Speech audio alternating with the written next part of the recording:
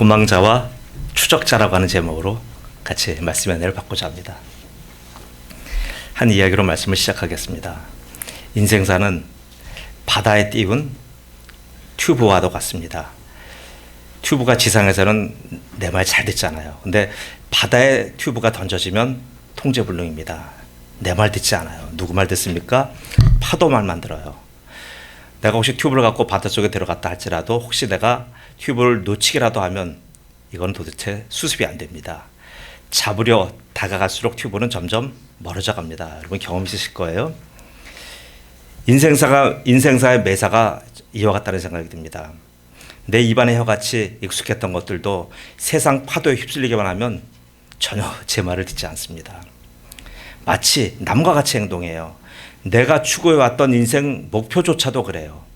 내 속 안에 있을 땐 그나마 나의 통제를 잘 따라왔어요. 그런데 내가 그걸 믿고 세상에 내어놨을 때 세상 파도에 휩쓸리면서부터 문제가 시작됩니다.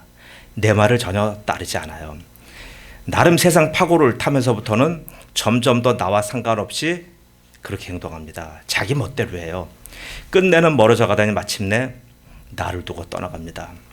자, 여기서 나는 누구예요? 하나님입니다. 튜브와 인생 목표는 우리예요. 하나님 우리를 믿고 우리를 세상에 내어놓으셨습니다. 지상에서의 우리는 어떤 존재냐면 하나님의 아주 순한 양이에요. 세상은 그러나 땅만 있는 것이 아니라 바다로 둘러싸여 있잖아요. 근데 우리가 어느 날 그 바다에 떨어진 거예요. 바다의 파도는 너무나 험난하잖아요. 튜브같이 연약한 우리는 파도에 휩쓸립니다.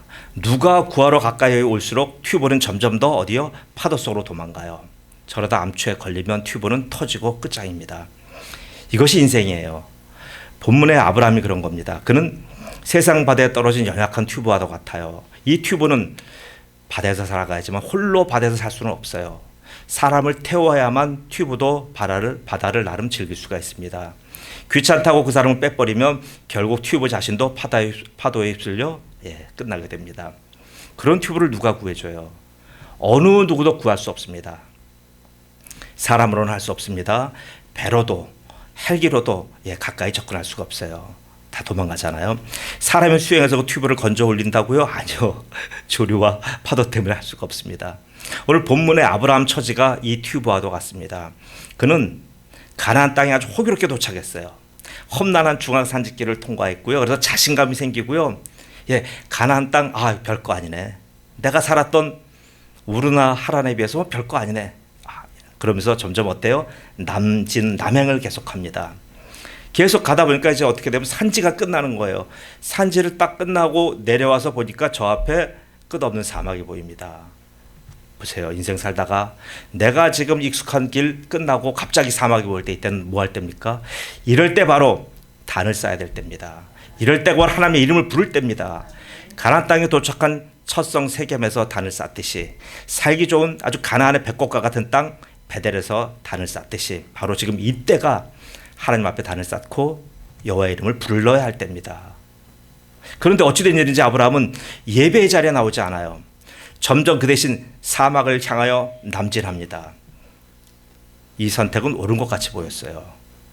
남방이란 땅은 곧 네게브라고 하는 말의 음역입니다.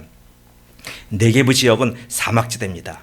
그 땅 초입부에는 후에 부엘세바라고 불리우는 아주 멋진 오아시스가 있어요. 이 땅은 창세기 21장에 아브라함의 여종 하갈과 이스마엘의 도피처가 되는 땅이고요. 또한 아브라함이 블레셋 왕 아비멜렉과 화친 조약을 맺은 땅이기도 하고요. 그리고 창세기 20장에 아브라함의 노후의 한때를 보낸 아주 좋은 그런 아름답고 평화스러운 땅이에요. 이곳은 이스라엘 전체에 하나님 허락하신 가나안 땅의 남쪽 제일 하단의 끝 경계 지점입니다. 그래서 이스라엘 땅을 얘기할 때 뭐라고 얘기합니까? 가나안의 단에서 브엘세바까지라는 얘기를 합니다. 그 영내를 벗어나지 말라는 얘기예요. 여기까지가 하나님이 그들에게 허락하신 한계선입니다. 하나님이 허용하신 가나안 땅 끝에서 그들은 단을 쌓고 여호와의 이름을 불러야 되는 거예요. 그러나 아브라함은 자기의 성공적인 가나안 탐색에 취해서 그런지 아니면 바쁘고 힘들어 많은 사람을 만나라 그러는지 아니면 거기에 처음 온 땅이니까 여기저기 구경 다녀 그러는지 또 사람들을 사귀느라 했는지 그는 예배 자리에 나오지 않았어요. 그가 지금 이곳에 실패한 것이 그겁니다.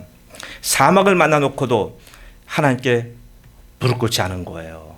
이런 아브라함을 보면 여러분 어떤 생각 드십니까? 제 마음이 조마조마입니다. 저런 아브라함을 보니 마치 젊은 시절에 저를 보는 것 같아요. 젊은 시절에 제가 교회 어른들께서 저를 보고 초조하고 조마조마했었던 그런 마음이 제가 이해가 갑니다.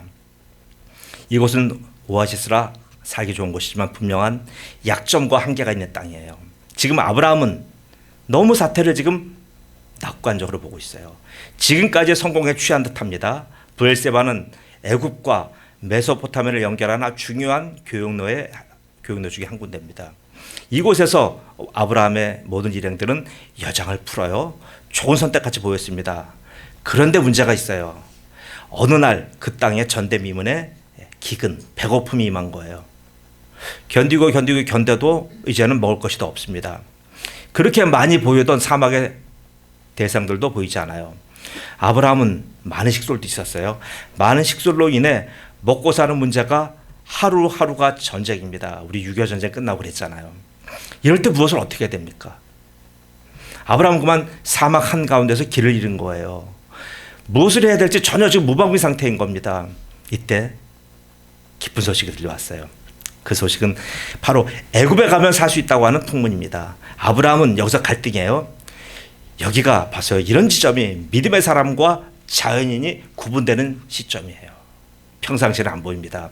이 지점에서 하나님의 권위와 바로의 권세가 충돌하는 지점이에요. 하나님에서 여기까지는 어떠한 의심도 없이 하나님의 권위를 신뢰하여 잘 왔어요. 그런데 사막 안에서 기근을 만나 죽을 지경이 되니 아브라함은 큰 혼란에 빠져요. 그는 하나님의 침묵과 하나님의 권위의 무력감 앞에서 그는 나름 실망하는 거예요. 그래서 아브라함의 본성에 따라 움직이는 거예요. 하나님의 말씀 대신 여론을 따라 움직이는 거예요. 많은 사람들이 배가 고프다고 얘기하잖아요. 이거를 어떻게 부인합니까? 그래서 하나님의 사람이 기도와 단을 쌓아야 되는데 단을 쌓기는커녕 식솔들의 여론을 따라 움직입니다. 그래서 그는 결국 애굽으로 방향을 틀어요. 그러나 마음은 편치 않습니다. 왜요? 바로는 공포 그 자체잖아요. 여지껏 만났던 군왕들하고 달라요. 밥 문제 해결하려다가 혹시 종으로 붙들려서 자기네 식솔들 모두가 바로의 노예가 되지 않을까라고 하는 그런 두려움에 휩싸입니다. 두려움과 공포가 엄습하는 거예요.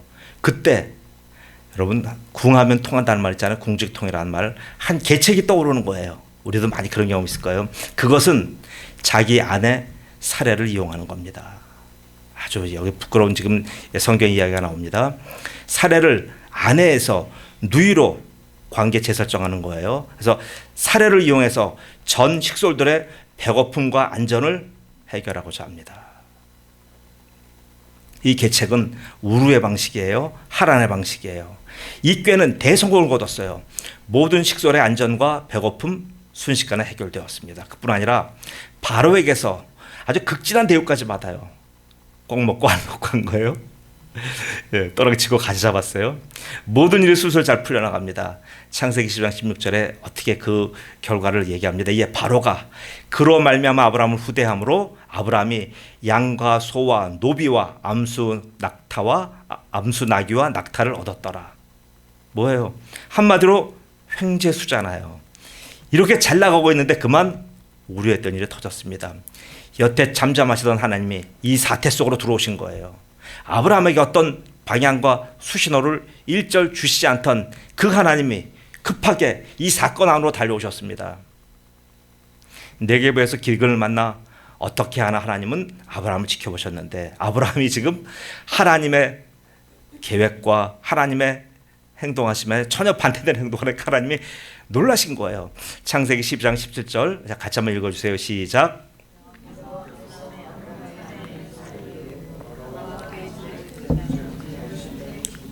네, 재앙을 내리셨어요.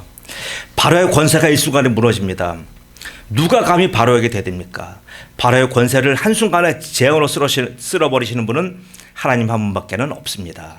대제국의 기쁨을 누리며 살던 애굽의 바로 왕은 너무나 놀라는 거예요. 그래서 아브라함에게 화풀이를 합니다. 그러면서 아브라함을 문둥병작 취급하듯이 그의 모든 식소를 애굽 밖으로 내쫓아요.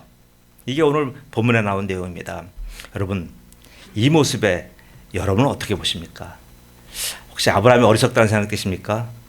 나라면 저런 상황은 절대로 저렇게 하지 않겠다라고 하는 여러분 그런 다짐할 수 있겠습니까? 아니요, 전 그렇지 않아요. 왜요? 아브라함은 나랑 비교할 수 없을 정도의 영웅이며 용사잖아요. 그런 저가 저렇게 절절매는 것은 그만큼 상황이 절박했고 그 사건을 해결할 어떤 수도 자기에게 없었기 때문이에요. 우리는 아브라함을 이해해야 됩니다.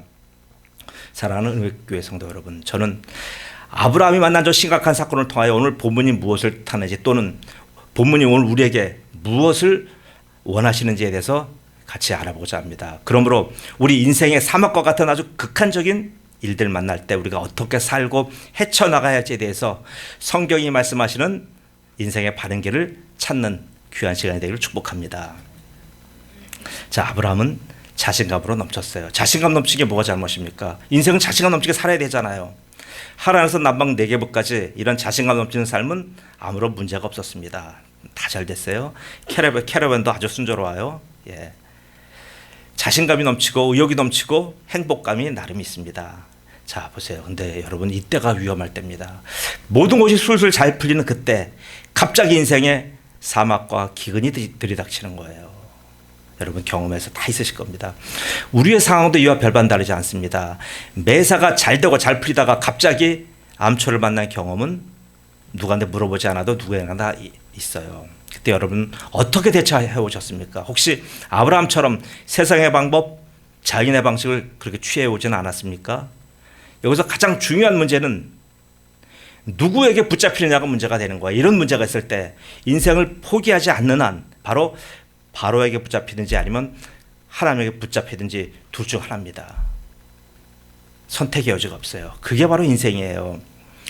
돌아보면 그때가 하나님을 찾을 때며 그때가 바로 단을 쌓을 때인데, 그러나 그렇게 하는 대신 우리 모두는 아브라함처럼 손쉽게 애굽으로 갔습니다. 창세기에서 12장 10절은 내려갔으니라고 표현하는 거예요. 그 뜻은 내가 찾은 그 길은 하나님으로부터 점점 멀어지는 길이라고 하는 뜻이에요. 자, 마태복음 7장 13절 같이 읽겠습니다. 시작.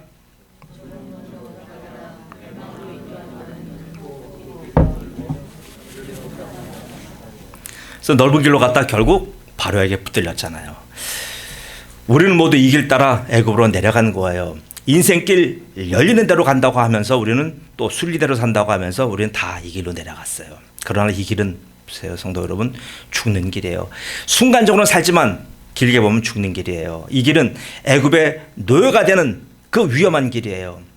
죽음의 방향이에요. 그렇기에 하나님은 인생에서 애굽으로 내려간 아들을 애굽에서 전부 다 불러내신 거예요. 자, 호세아 11장 1절 읽어주세요. 시작.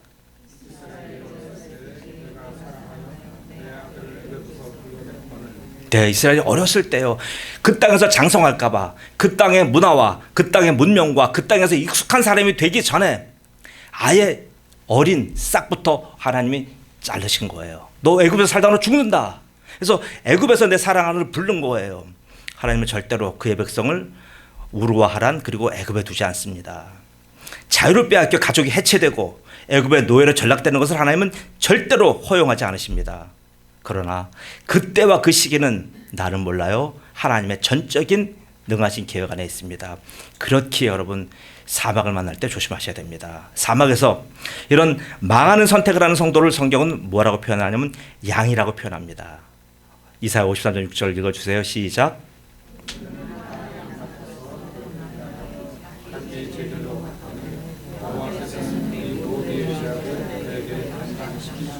네, 여러분 양이라고 하면 좋은 느낌 받죠. 굉장히 이미지가 좋잖아요. 근데 아니요, 양은 하나님이 만드신 모든 짐승들 중에서요 홀로 살아갈 능력이 가장 모자란 녀석들 중에 하나예요. 양은 머리가 나빠요.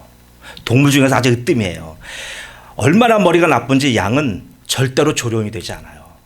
학습이 되어야 이걸 서커스 같은 공연장에 데리고 나가서 돈이라도 벌어올 텐데 양은 그게 안 돼요. 또 양은 방어 능력이 없어요. 자기 자신을 못 지켜요. 물어뜯을 이빨도 없어요. 날카로운 발톱도 없어요. 그리고 뭐예요? 빨리 달리는 임팔라처럼 빨리 달리는 능력도 없어요. 그러기에 양을 승리의 상징인 스포츠의 마스코트로 내세우는 팀은 없어요. 잘 보세요. 게다가 양에 또 결정적인 게 하나 있어요. 양은 지저분합니다. 깨끗하지 않아요. 양은 스스로를 정갈하게 가꾸지 못합니다. 몸이 더러워지고 털이 엉키고 오물이 덕지덕지 붙어도 그 상태 그대로 뒹굽니다. 이런 어리석은 양이 푸른 초장이라고 선택해서 내려간 그 길이 바로 애굽이에요. 애굽은 죽음의 땅을 의미합니다. 하나님을 떠난 땅이에요.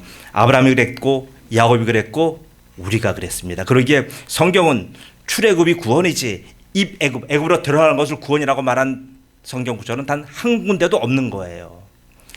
영적으로 볼 때 아브라함은 애굽에서 죽었습니다. 이미 죽었습니다.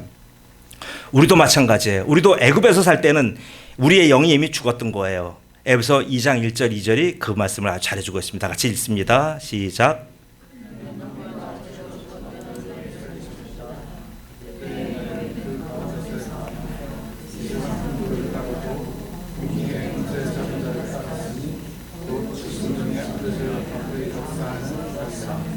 아멘.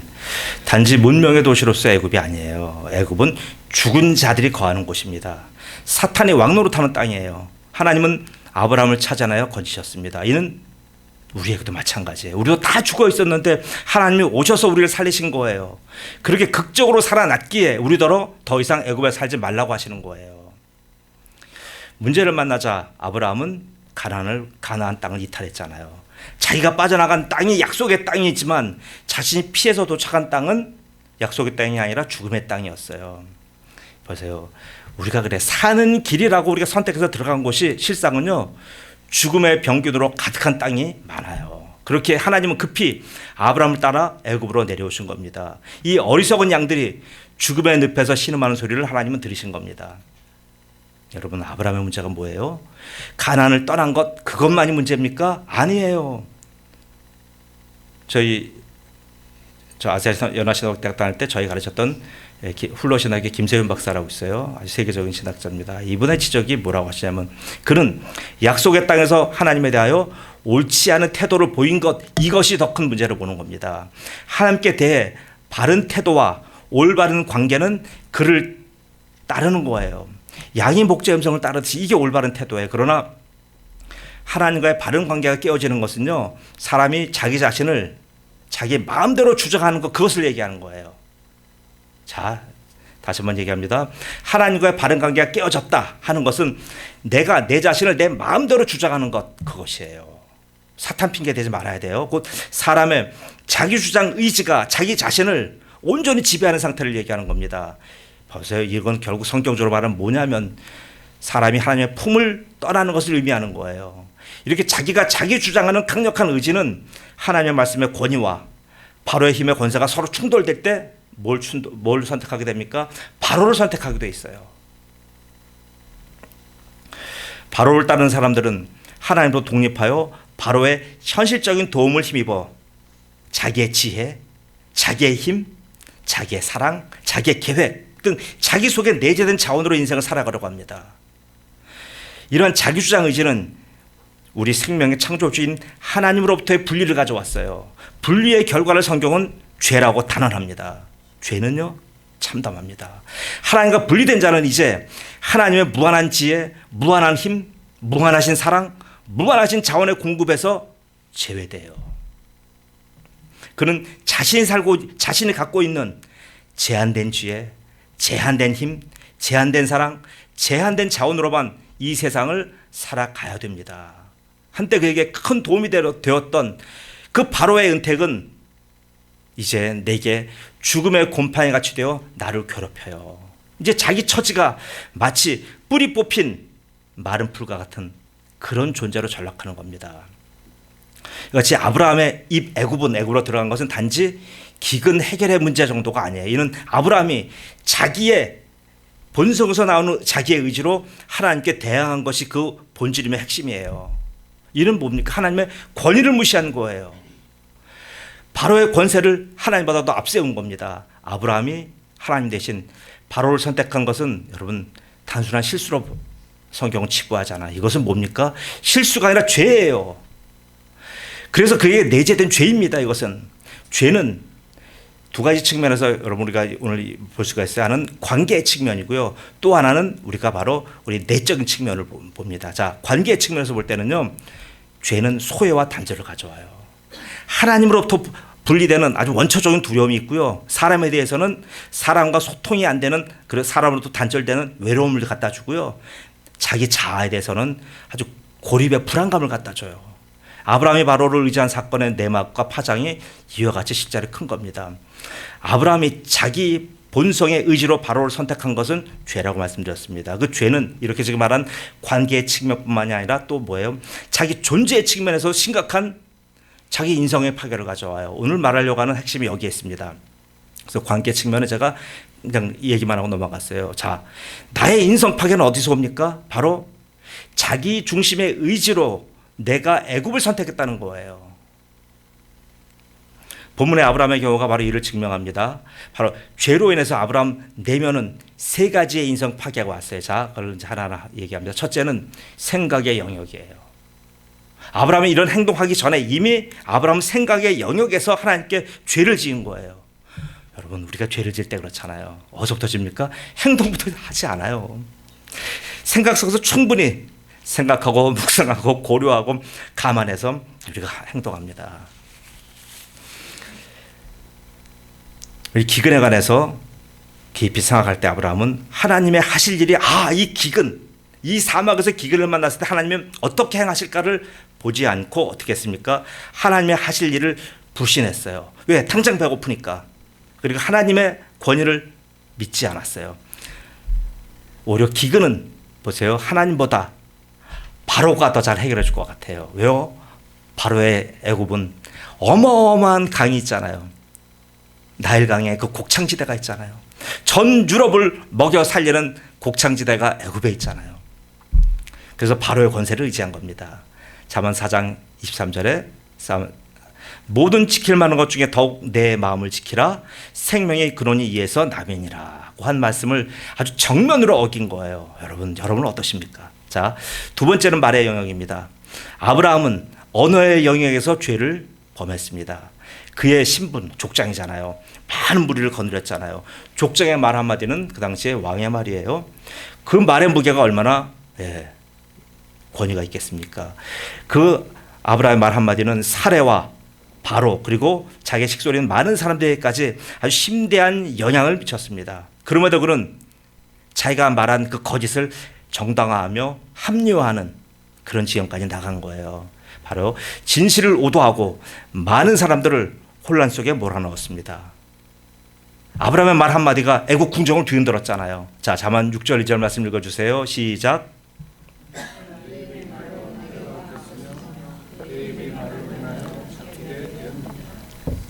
이 말씀과 같이 자신의 말로 자신을 바로의 포로로 스스로 묶은 거예요.